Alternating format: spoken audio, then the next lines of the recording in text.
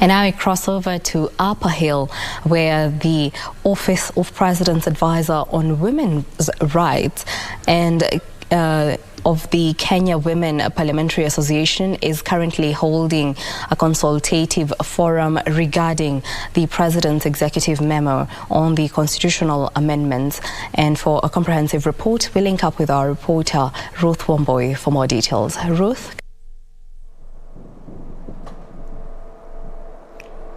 Thank you so much, Jacqueline Wambiru. We are coming to you live from the Radisson Blue Hotel here in the capital of Nairobi, whereby women leaders are having a consultative forum whereby they are seeking to have a constitutional amendment bill to ensure that the two-thirds gender rule is achieved in the country. And just to have more information on what the women have been discussing during this consultative meeting, I have the Deputy Speaker of the National Assembly, Gladys Boss. Welcome, Mheshimiwa. Yes. I think we better start with the Honorable Harriet Chigai, yes, who's the advisor to the President on women's rights. Okay. She's our host, and then I'll go. All right. Yes, Harriet Chigai, kindly tell us what the meeting has been all about. Well, thank you very much, especially to KBC for graciously accepting to grace this occasion. As you're aware, women leaders have come together just to unpack this issue of two-thirds. It's a conversation that has been going on for a while. You saw what transpired in Parliament. Parliamentarians have had their discussions on the same.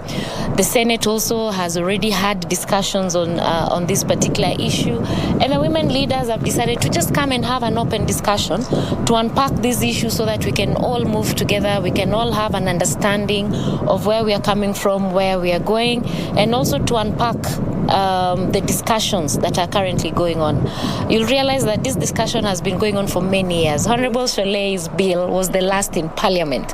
A very good document, but today she's telling me she's actually pulled it off so that these particular discussions can pick up and so that we can have a proper constitutional amendment bill that then parliamentarians can be able to have a look at, take it through public participation, and for it to be able to be passed. So the women leaders are here just to converse, to have that discussion, to have that understanding so that we can all move in one direction. And from what you have seen also, it is very clear for the first time in the history of this country, we have a leadership that truly cares, and a leadership through His Excellency the President, who is now saying, we've had these discussions for many years. It is actually time that we realize gender equality. And the women currently, as we speak in Parliament, we don't have enough women as yet because we have not reached the two-thirds gender principle. So it is important we have an equalizer in terms of us having proper representation. And it's also important for us to understand that when we talk about gender realization, in the next 15, 20 years, we might be flipping it and having a different conversation altogether. So even as we want to increase the numbers for women, we are also telling our male counterparts, but that in the near future, it might actually be an issue that might need to address a deficit, if at all it ever happens, that the male will be the ones who will now be calling for more numbers to come in play. But as we speak right now, we've had very, very, very good discussions cutting across board. Women have contributed. We were also graced with Zena Rashid, who has also put in a lot of weight when it comes to persons with disability. So you can see the discussions are actually rich and they are wholesome. Yeah. And kindly, what do you think, what are some of the issues or challenges that they are facing that maybe you, when you go and meet with the President, what are some of the issues that they want you to take to the President so that this bill can be enacted? Well, for sure, you can. It's in the public domain that women's representation has always been on the lower side, and it's historical. You know, when you look at the issues of women in leadership, it also goes towards culture. One of the key issues that has come, we have certain constituencies or rather regions in this country where when you speak about women leadership, it's almost a taboo. But now we are saying, let us break these barriers for the purposes of the future. It is not about us, it's actually about the future.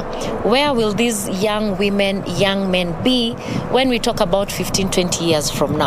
So regions where women leadership has been downplayed for long, we're also encouraging them.